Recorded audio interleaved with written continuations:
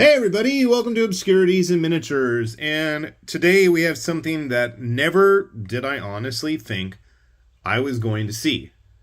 And technically I wouldn't have, because I actually got this unfortunately refunded, but thankfully Mr. Percival Sparkletrout, my ever-bearing brother here, didn't. So yeah, for whatever reason, I wanted to keep my Relic Knights pledge and cancel my Super Dungeon Explorer one way back when, and we all know what that's been like with Ninja Division, and I'm not going to get into it even though they keep releasing stuff. But yeah, they canceled the one that I wanted to keep and kept the one that I absolutely have no interest in at this point, and I doubt I'll ever see. But Mr. Poots, true to his word, pulled through and actually delivered the Possessed Twilight Knight from the Relic Knight campaign, which is really actually kind of cool. Now, admittedly, it is a 3D print. It's not going to be cast resin. It's not going to be hard plastic. But it is what it is, and it exists, and it's here in front of us if I can figure out where the correct end of the box is. So this is going to be painter scale, which means closer to 54 millimeter. And a bunch of stuff in the box. I will save that since it's not mine. So here we see the original artwork that was used for her. I thought she looked really cool. I was expecting her to be closer to gaming size, but this is painter scale, and I do love the fact that you can see the gaming pieces here floating around. Is that Zachariah? I don't remember his name. Alistair and Lucy, and there's Aya. That's just kind of neat. We have a Survivor's Lantern with some interesting colors linked to it. Typical 50 millimeter Kingdom Death base. Whew, I have no idea how to read a Relic Knight card anymore. It's been years, so I'm not even going to attempt to. Here are all the parts. Let us tear into the bag and hope we don't lose anything.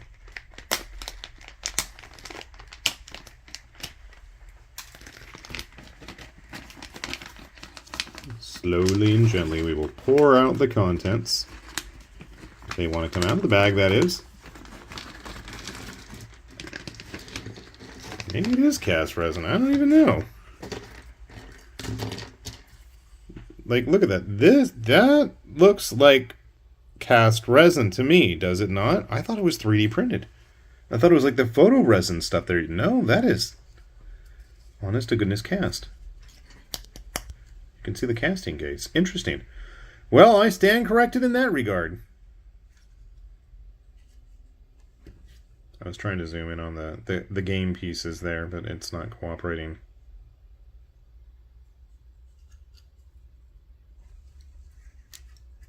Like, what's up with Zachariah there?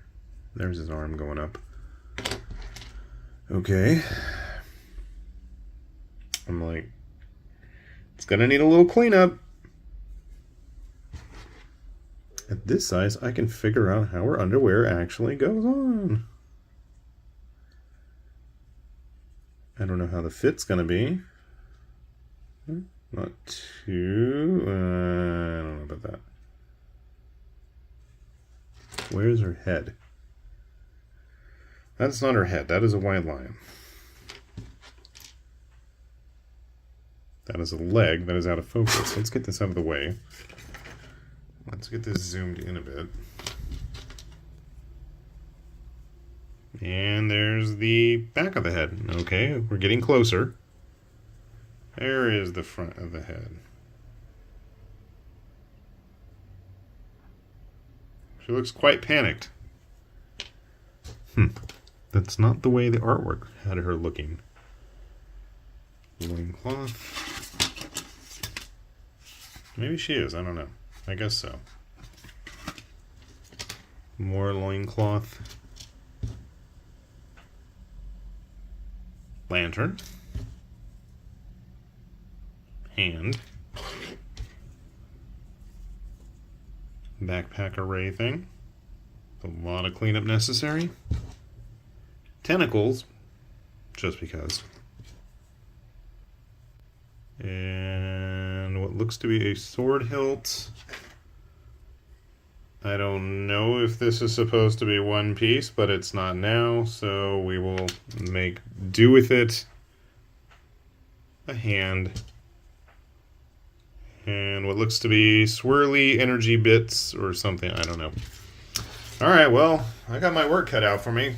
Wish me luck, and hopefully we will be back with some decent results. And if you want to see it, sit tight. Okay, dun dun dun dun. We actually figured out how to put the possessed Twilight Knight together. Now, did I do everything correctly? Of course not. Why would I ever do that? So honestly though, pretty sure I messed up the hand. The hand should be facing more upwards, but I don't think it's going to make a huge difference in anything.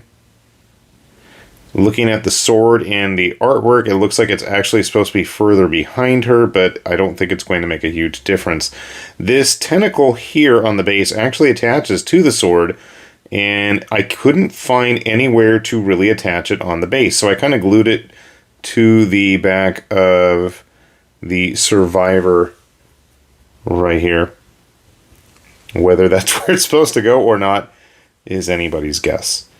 I'm still kind of curious what this resin is. It doesn't look familiar, and I'm not sure if this piece was supposed to be separate or it was all one piece, same as the sword, and I glued it sloppy, and now looking I can see where the sword... I'm assuming that the blade was actually attached to the hand and the hilt, and it just broke in transit, and I had to fix it. There's a slight gap right here on her thigh and waist. You can kind of see it right there. I mean, if you're a stickler for that, you're probably going to be filling gaps anyways. A little bit of issue on the back. I'm not 100% sure where her aura array ring thing is supposed to go, but there seemed to be a little slot on the back, and one of the faces on this array actually had the bottom half of it missing, so I'm assuming that's where it's supposed to go. There wasn't any spot that I could tell, at least, where the sword is supposed to connect to either. But, I mean, everything seems to be attached okay. So, you know, I'm just more impressed by the fact that, number one, this exists, and number two, it actually wasn't that bad a kit, considering all things involved. Now, how big is she, you may ask? You'll notice that the base that she is on is the typical, what is it, the 40 millimeter? Are they 40 or 50? 50 for the bosses, aren't they? I'm like grabbing stuff. I was going to grab my poor Forsaker, who has yet to be based. Or even filmed. Which is kind of sad. Along with my Cat Knight. I've got so many freaking Kingdom Death models, guys, that I have not had a chance to even do videos on. It's so sad. I don't even know if anybody cares, except for myself sometimes. It's like, you know, and we have like the dude with the big old rock pillar, and so there's some interesting models that have come out. Or Gunborg. Did I do a video on her yet? I don't even know. That's another one. I want to paint her too. So I know that the Cat Knight was like one of those weird Black Friday only type deals. Here you can see the Twilight Pinup Knight from Twilight Lunar Knight. Lunar Twilight Knight. Lunar Twilight Knight. This is the 75mm one my dad painted up a while back. And honestly, it just, I like the heft of this figure. Plus, it's got a nice paint job that he did. So you can see our possessed knight is a little bit smaller. Maybe she's supposed to be a little bit bigger than a human. More like dung beetle size. I don't know. Hey, you know what? My dung beetle's actually sitting here too. Why? I don't know. A lot with dudes from like Warhammer Underworlds. So yeah, that makes kind of sense. If that's even a correct sentence grammatically in English, which it obviously is not. But you can see at least size-wise what to expect if you have one of these on order, if you're still going to be getting one, or if you're one of these crazy people who actually want one on your own. I don't think she's been available yet for anybody outside of the original Relic Knight fulfillment, but, you know, most people obviously have seen or at least experienced the dung beetle. Here, I guess, let's grab some survivors. Why Mist is hanging around there, I don't know. If you were to use her in some sort of other game mode, obviously she does have the cards included for Relic Knights. Do people still play Relic Knights at this point? I don't even know. And I'll be honest, I've been kind of tempted on a few occasions now to go back and order some of the resin stuff from that second Kickstarter for as much of a debacle as it's been. I mean, they do have it available, supposedly, and there were some interesting models. Like, do I want to do that to myself? I don't know. I'm kind of tempted, but, like, there's that voice in the back of my head saying, don't do it. It's not like I don't have a pile of other Soda Pop, Ninja Division, unpainted models either that need painting. When was the last time I painted a Super Dungeon Explorer model? I don't even know. But overall, it's a pretty nice looking model. And I mean, just big thumbs up to everybody involved in making sure this actually happened.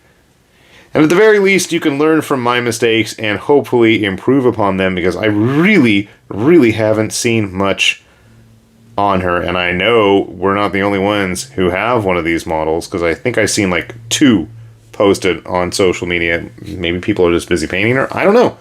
But there you have what she looks like. I mean, everything, honestly, other than this little bit right here of her cloak, which I wasn't 100% sure of if that was supposed to be one whole piece right here or if it just snapped off.